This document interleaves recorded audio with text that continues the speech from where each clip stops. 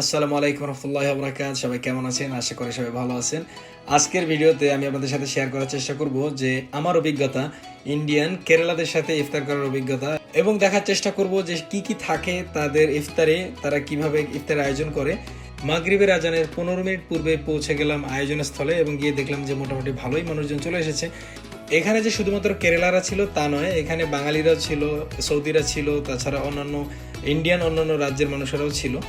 ঢুকেই দেখলাম মোটামুটি সবকিছু প্রায় রেডি ইফতারের জন্য এবং খুব সুন্দরভাবে সাজানো গোছানো একটা স্তর হয় এবং খুব জায়গাটাও সুন্দর ছিল। বলে রাখি যে আয়োজক কমিটি আসলে আমাদের অনেক পূর্ব পরিচিত হওয়াতে আমরা এখানে দাওয়াত পাইছি। তো কেউ আর মনে করেন না যে আমরা বিনা দাওয়াতে এখানে খাইতে চলে গেছি, আসলে এমন না ব্যাপারটা। আমরা যার যার অবস্থান ঠিক করে বসে নিলাম এবং আমাদের প্লেট বুঝে নিলাম এবং প্লেটের মধ্যে কি কি আছে আমি আপনাদেরকে একটু দেখাই। প্লেটের ঢাকনায় কি লেখা আছে সেটা আসলে বোঝার চেষ্টা করতেছিলাম যে মালায়ালাম ভাষায় কি লেখা আছে। তো আমার পাশেই যে কেরালা ছিল তার কাছে জিজ্ঞাসা করলাম এবং সে বললো যে আসলে এখানে লেখা আছে যে আয়োজক কমিটির নাম এবং সম্ভবত এখানে মেদিনাব মানে এই এলাকার নাম লেখা আছে, এরকম কিছু আর কি। তো চলুন দেখা যাক যে কি কি আছে এই প্লেটের মধ্যে। শুরুতেই প্লেটের মধ্যে আছে একটা সমোসা, মানে যেটা হচ্ছে সাম্বুসা, এবং সাম্বুসা ছাড়া সৌদি আরবে ইফতার করা প্রায় অসম্ভব। তার সাথে ছিল কিছু ফ্রুটস, ছিল 2 টুকরো কেমিত্রা, 1 টুকরো তুফা, 2 টুকরো পর্তুগাল, একটা ফারাওলা এবং 2-3টা আইনাব, আর হচ্ছে গিয়ে তামার। তামার এটা তো থাকবেই মাস্ট। সাথে ছিল 2 বোতল পানি, ছোট 2 বোতল পানি এবং জুস। তো এগুলোর সামনে নিয়ে আমরা অপেক্ষা করতেছিলাম আজানের এবং কথা বলে বলে টাইম পাস করতেছিলাম। এরপরে নাদিমকে জিজ্ঞাসা করলাম যে আজকে রোজার কি অবস্থা।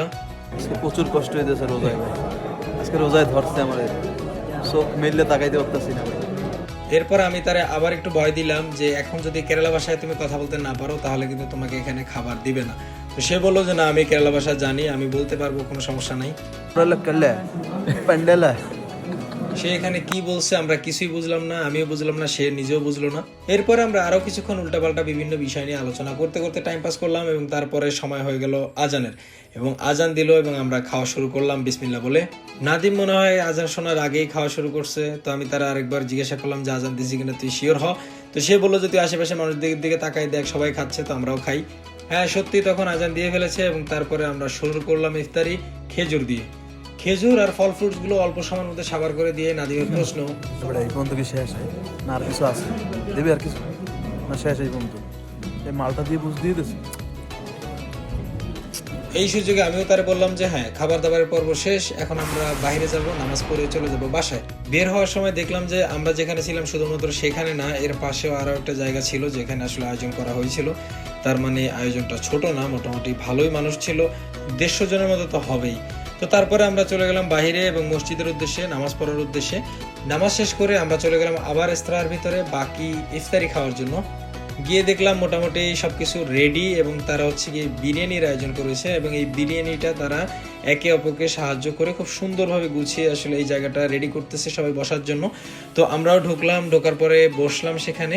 একটা ব্যাপার যেটা নোটিস করলাম তাদের মধ্যে, এই কেরালাদের মধ্যে, সেটা হচ্ছে আসলে তারা খুবই ডিসিপ্লিনড, তাদের খুবই সবকিছু খুবই সুন্দরভাবে গোছানো, বা তারা একজন আরেকজনকে সাহায্য করতেছে।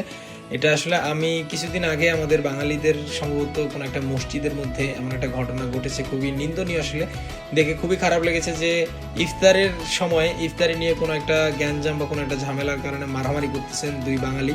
তো এটা আসলে দেখে খুবই খারাপ লাগছে, কিন্তু তাদের মধ্যে আসলে এমন কিছু ছিল না। ইন্ডিয়ানদের মধ্যে এই কেরালাদের সৌদি আরবে আলাদা একটা পরিচয় আছে এবং সৌদির মানুষেরা কেরালাদের অনেক বেশি পছন্দ করে, তাদের আসলে অনেক ভালো সুনাম আছে। আমরা খাবারটা শুরু করলাম, ছিল হচ্ছে বিরিয়ানি, মুরগির বিরিয়ানি, এবং সাথে ছিল একটা পাঁপড় এবং সালাদ, তারপরে ছিল হচ্ছে মরিচ, এবং এটা দিয়ে মোটামুটি ভালোই একজনের জন্য আমার মনে হয় যে এনাফ আসলে এই ভাতটা। আর নামাজ পড়ে এসে খাওয়ার একটা আসলে আলাদাই ব্যাপার, কারণ নামাজ পড়ার পরে খাবারটা আরো বেশি এনজয় করা যায় কারণ সময় থাকে হাতে। তো আমরা আলহামদুলিল্লাহ খুব তৃপ্তি করে খেলাম, ভালোই লাগলো খাবারটা।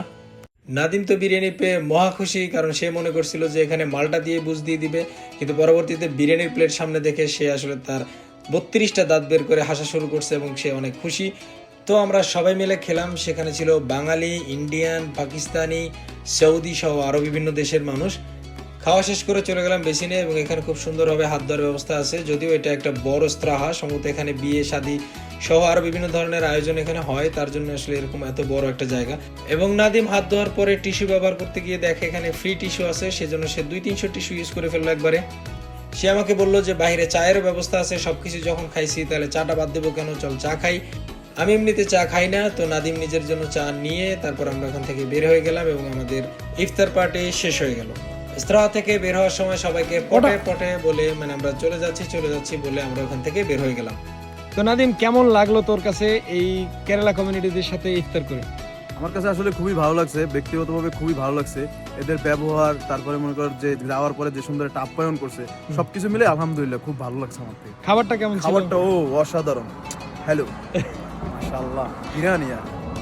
তো এই ছিল আজকের মতো আমাদের কেরালা কমিউনিটিদের সাথে ইফতার করার অভিজ্ঞতা। পরবর্তীতে শেয়ার করবো ইনশাআল্লাহ সুদানি কমিউনিটিদের সাথে ইফতার করার একটা অভিজ্ঞতা। ইনশাআল্লাহ সাথেই থাকবেন।